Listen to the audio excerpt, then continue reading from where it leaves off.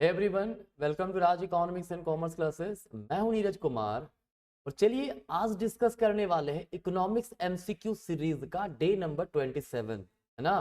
फिलहाल macro economics का question चल रहा है।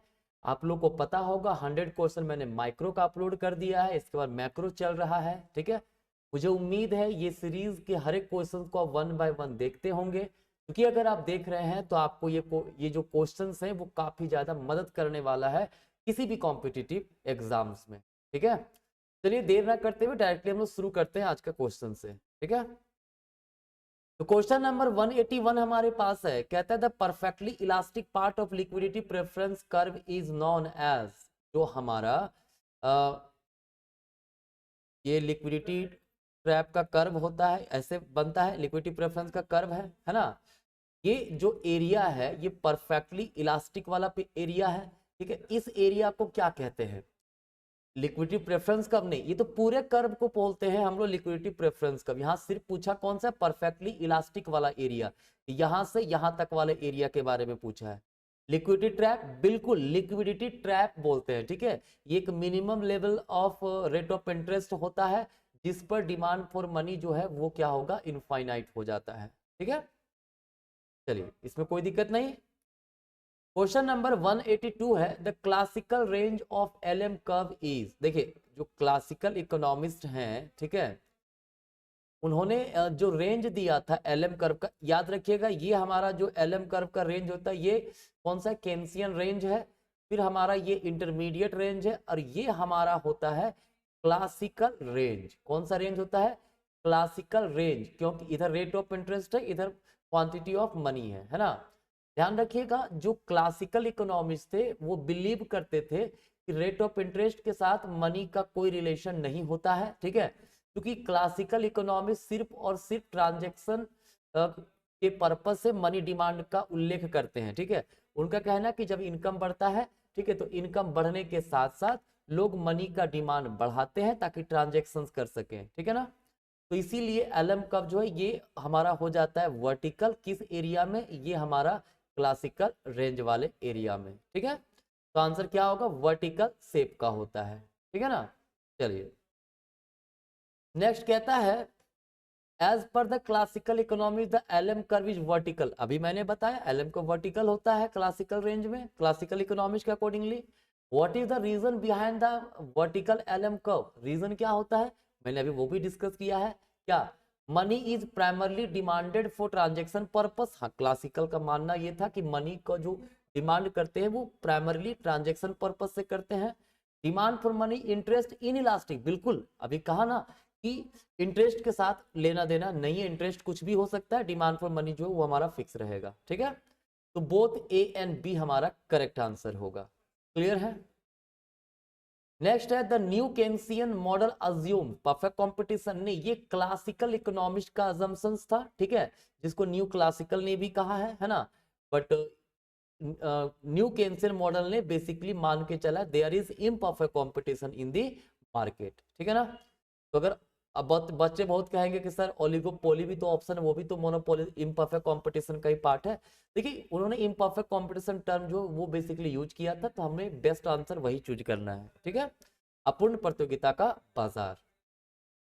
185 पे कहता था business cycle model of interaction between multiplier and accelerator is given by.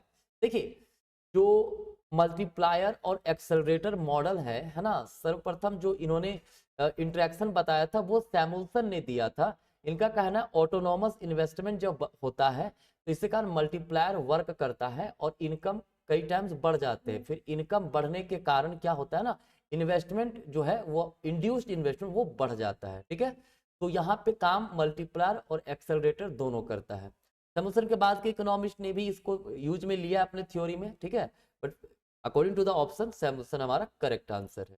ठीक है, 186 है, कहता था real rate of interest is the difference between the. अगर आप लोग 10 मिनट्स इकोनॉमिक सीरीज का मेरे वीडियोस को देखते होंगे तो उसमें मैंने डिस्कस भी किया था real interest rate, nominal interest rate वगैरह के बारे में। तो रियल इंटरेस्ट रेट क्या है?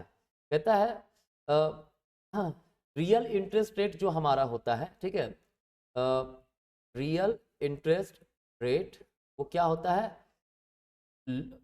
Nominal interest rate minus inflation rate, ठीक है, इन्फ्लेशन रेट। क्लियर? तो हमारा रियल इंटरेस्ट रेट का फॉर्मूला यहाँ पे हो जाएगा, यहाँ सबसे पहले nominal interest rate and inflation के बीच का डिफरेंस है। क्लियर? तो आंसर ऑप्शन नंबर 1 में ही है, nominal interest rate and inflation. Clear? चलिए नेक्स्ट कहता है अ 1% increase in rate of inflation in turn causes 1% increase in nominal interest rate. देखिए रियल इंटरेस्ट रेट जो हमारा होता है वो क्या होता है, nominal interest rate.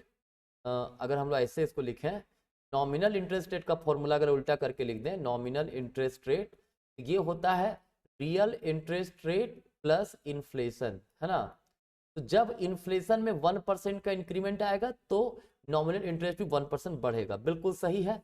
This 1-for-1 relation between inflation and the nominal interest is called, Fisher ने इस कंसेप्ट को दिया था, तो इसको फिशर इफेक्ट हम लोग कहते हैं। देखिए मैंने फिशर इफेक्ट भी डिस्कस किया है, पिगू इफेक्ट भी डिस्कस किया है, केन्स इफेक्ट भी डिस्कस किया है 10 मिनट्स इकोनॉमिक्स के सीरीज में। तो प्लेलिस्ट में जाइएगा, 10 मिनट्स इकोनॉमिक्स का आपको एक प्लेलिस्ट मिलेगा, उससे बहुत सारे इंपॉर्टेंट वीडियोस आपको जो है वो मिल जाएंगे, ठीक है। नेक्स्ट है 188 नंबर है, कहता है a high marginal propensity to consume, मतलब एमपीसी जो है वो काफी ज्यादा हायर है। ये क्या इंप्लाई करता है, I small change in consumption when income changes. क्या हाई एमपीसी का मतलब है higher change in consumption, right, तो ये ऑप्शन नहीं होगा। अ हाई सेविंग रेट नहीं, एमपीसी ज्यादा है, ज्यादा कंज्यूम कर रहे तो सेविंग कम होगा, ठीक है, याद रखिएगा। एमपीसी प्लस एमपीएस बराबर होता है 1, है ना, तो अगर एमपीसी ज्यादा है तो एमपीएस कम होगा, ठीक है। फिर है हाई मार्जिनल रेट टैक्स, नहीं ये नहीं होगा। An equilibrium level of income near full employment, बिल्कुल नहीं। अ लो मार्जिनल प्रोपेंसिटी टू सेव, बिल्कुल ये करेक्ट आंसर होगा। मैंने कहा ना जब कंजम्पशन हाइयर होगा तो सेविंग जो है वो क्या होगा, लोअर होगा, ठीक है। तो हमारा ई नंबर ऑप्शन करेक्ट होगा, ठीक है। 189 नंबर क्वेश्चन, देखिए बड़ा इंपॉर्टेंट क्वेश्चन है। The value of country's currency will tend to appreciate if, कहता है किसी एक कंट्री का करेंसी एप्रिसिएट करता है, कब करता है, जब उसके पास एक्सपोर्ट सरप्लस जब आते हैं ना तो उससे करेंसी एप्रिसिएट करता है, ठीक है। तो क्या होगा, demand for countries export increases, बिल्कुल, क्योंकि जब एक्सपोर्ट इंक्रीज करता है तो फॉरेन रिजर्व हमारे पास बढ़ता है, जितना ज्यादा फॉरेन रिजर्व बढ़ेगा उतना ज्यादा हमारा करेंसी स्ट्रांग होता है, तो यही हमारा करेक्ट आंसर हो जाएगा, ठीक है। 189 नंबर है, कहते हैं the amount of money that the public want to hold in the form of cash will, कहता है लोग जब अपने अपने पास जो है कैश होल्ड करना चाहते हैं, ठीक है, वो क्या होगा, be unaffected by any change in interest rate and price, बिल्कुल नहीं, ये गलत है। Increase if interest rate increase, नहीं, इंटरेस्ट रेट जब बढ़ेगा तो लोग होल्ड करना पसंद नहीं करेंगे, वो बैंक में डिपॉजिट करेंगे, ठीक है। Decrease if interest rate increase, बिल्कुल यही हमारा आंसर होगा। जो लोग अपने पास जो कैश होल्ड करते हैं वो डिक्रीज करता है, कब, अगर इंटरेस्ट रेट इंक्रीज करेगा तब। आगे ऑप्शन क्या, increase if price level decreases, नहीं, प्राइस लेवल जब डिक्रीज कर रहा है तो कैश की जरूरत हमें कम पड़ेगी, क्योंकि सस्ता में चीजें मिल जाएगा, ठीक है, ज्यादा होल्ड करेगा नहीं पब्लिक, तो ये भी आंसर गलत है हमारा, ठीक है।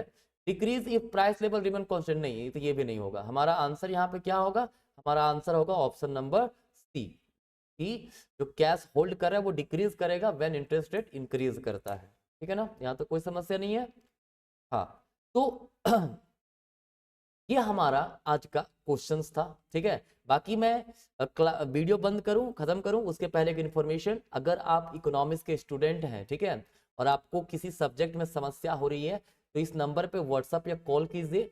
हमारे पास कोर्सेज अवेलेबल हैं, ऑनलाइन कोर्सेज, ठीक है, इसके थ्रू, मोबाइल एप्लीकेशन के थ्रू, जो कि प्ले स्टोर में अवेलेबल है, राज इकोनॉमिक्स RECC, है ना।